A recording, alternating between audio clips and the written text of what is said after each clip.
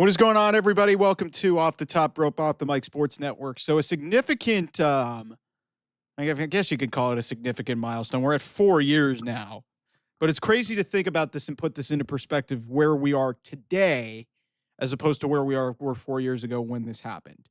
I'm talking about CM Punk's AEW debut. It was August 20th of 2021 where CM Punk, on a rumor, showed up at the United Center in Chicago in front of 15,000 screaming people on a Friday night at 9 o'clock local time. On a rumor, remind you, this was the second episode of Rampage, a 1-hour show that was airing on Friday night. CM Punk wasn't even signed to the company. There were heavy rumors that it was going to happen. It seemed like an inevitability. But they sold out the United Center in record time. It was one of the great moments in AEW history. And if you put this into perspective now, where we are, CM Punk is back in WWE. And in a week's time, just over a week's time, he's challenging for the World Heavyweight title. Think back to yourself 4 years ago and ask yourself this question. Did you ever think in your wildest dreams that A, CM Punk would be back in professional wrestling, B, would be back in WWE, and not only would he be challenging for a World Heavyweight Championship in Paris, but he would have won it and been cashed in on by Seth Rollins. Think about all the shit that's happened in the last 4 years and to think where we have gotten to. But I want to talk about this from an AEW perspective because I've said it before on this channel. CM Punk lives rent-free in not only Tony Khan's head, a lot of people in the back's heads, but also AEW fans' heads. Because, and I've seen this pattern of, behavior and just trying to dismiss everything that CM Punk saying he's old, he's useless, whatever, even though he's doing some of the best work of his career. People look back, and I've seen some people dare to say that, hey, CM Punk going AEW, it's one of the worst moments in AEW history. I was like, you guys got some of the best ratings you ever did. More money than you probably ever done outside of these stadium shows where you had more people in it.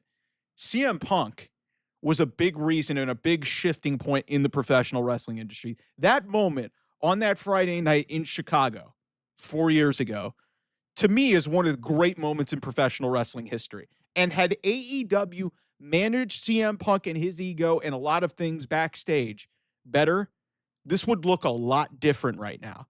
Instead, CM Punk is back in WWE, a part of the competition, and is doing some of the best work of his career. Yes, he got hurt early on in it, but if you're an AEW fan and you're trying to convince yourself that you're better off than you were on that night 4 years ago, you're delusional.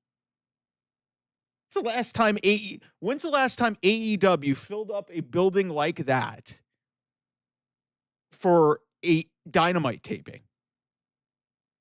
Probably a few years, right? I'm not counting Forbidden Door. I'm not counting an international crowd. I'm not counting pay-per-views. I'm talking about a television taping where you have drawn more than 10, 12,000 fans. That's not a specialty show. That hasn't happened in a long time. When's the last time you guys got a million viewers? And don't give me this bullshit about Max and shit. Nobody fucking knows how to find shit on Max. It's the people who watch it are ones who are trying to cheat and, watch it on the West Coast as opposed to the East Coast. Like, most people are watching it on linear television. That's just the way it is. So for people to dare to say that, and looking back in reflection on this, that, hey, it was a bad thing for AEW to bring in CM Punk. Listen, it was a risk. Absolutely. Because the guy hadn't been in professional wrestling in 7 years, but people had relentlessly wanted to see him come back. He was genuinely interested in going to AEW because there was a lot of momentum behind it. And clearly it worked early on because right after that, Bryan Danielson showed up. Right after that, Adam Cole showed up. And there was so much momentum behind this place that they went to Arthur Ashe Stadium a month later, and had 20,000 people in a tennis stadium. 20,000 people in a tennis stadium. And CM Punk didn't even wrestle. So you can't convince me that CM Punk isn't a reason. Like, yes, the groundswell of stuff that was going on was Cody Rhodes and the Elite, and obviously Tony Khan and some of their vision. A lot of that fell out because of a lot of the bullshit that happened backstage. And this is just a reflection of you didn't have real leadership and you had the inmates running the asylum. And that's why this thing snowballed for CM Punk. And that's why this thing snowballed. Make no mistake about it. CM Punk absolutely deserved to be fired. He did. But he also made it clear that he didn't want to be there anymore because there was an unprofessional situation that didn't get handled. And it led to some really bad blood and ultimately led to him getting fired. He absolutely deserves a lion's share of the blame. But also the Young Bucks, the Elite, Kenny Omega, some degree Adam Page. Like, there's a lot of people that need to be held accountable for that. And that's the reason why he left. And that's the reason why he went to the other place and he went back home. Had things gone differently and the momentum had been continued and there was some real leadership in that company, CM Punk might still be in AEW. But it didn't happen. So all you people trying to rewrite history and say that this was a bad moment for AEW and AEW is so much better in 2025, I don't know what show you're watching. Wednesday's Dynamite before Forbidden Door was some of the most lifeless television I've ever seen. Great wrestling, but no characters, no stories. Where's the Hangman MJF is even kind of botched. You had CM Punk MJF, like some of the early storytelling days, even some of the stuff with Cody Rhodes. When Cody and CM Punk left that company, that was really the death knell of this place. And again, if you had real leadership, the momentum coming out of that fateful night in August for Rampage. Because again, let's just go back to that point in itself. That was a Rampage taping, the second ever Rampage. Rampage doesn't even exist anymore.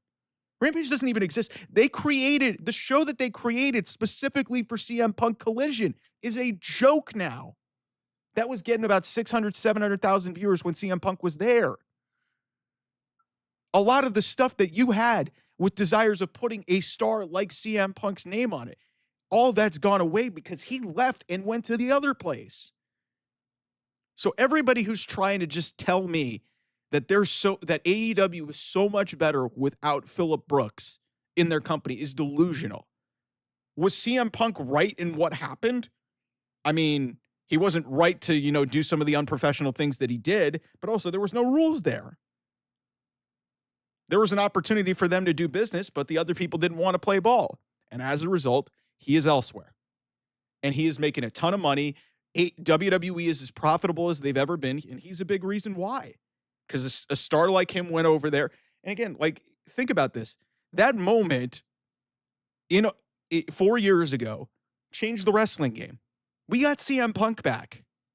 And in that respect, that is great for professional wrestling. Because for people like me and for people within the community, whether you love him or you hate him, CM Punk drives the conversation. So the fact that we got him back, I have to thank Tony Khan and AEW for getting him back into professional wrestling. Because that doesn't happen without the first dance in Chicago at the United Center and that incredible crowd. To me, this is one of the great moments of modern wrestling because we got this guy, we got one of my favorite performers growing up. I love CM Punk because he is unapologetically himself. He does not give a shit. And that's what it makes him real in a business that is fake. That's why I love CM Punk. And a lot of the AEW fan base is seemingly losing sight of it because of how nasty it ended. If you want to blame somebody for how everything went, blame Tony Khan. Because he didn't handle the situation well. He brought in CM Punk knowing that he is kind of a hothead. And things got out of hand. He didn't stop things. He didn't feel like he needed the authority to do it because he's running a frickin', just running a frickin' fanboy convention or whatever. What basically his own fantasy booked, live action video game. But yeah, it's just you think about this and you put it into perspective that it's been 4 years since Cult of Personality blared through the United Center in the house that Michael Jordan built. But seriously, I get chills every time I watch that moment. And some people, if you want to compare it to the moment where he came back at War Games in Chicago, that was more shocking because nobody expected him to go back to WWE. But the moment that CM Punk returned to professional wrestling and made his AEW debut, to me, is, like I said, one of the great modern moments in professional wrestling. And any AEW fan who wants to tell you otherwise is just a hater. It changed the game, man. And if things would have been handled correctly and would have been handled properly, AEW might be reaping the rewards of that moment more. Instead, they only got 2 years out of it, and now he's in the other place fighting for a world championship and, in part of the most prosperous era in WWE history. Say what you will about some of the creative. They're making more money than they ever have. And CM Punk's a big part of it. So that's my thoughts on that big moment there. Thanks to everybody who jumped on the live on the live post show. Really appreciate it. And I'll see you guys soon. Bye-bye.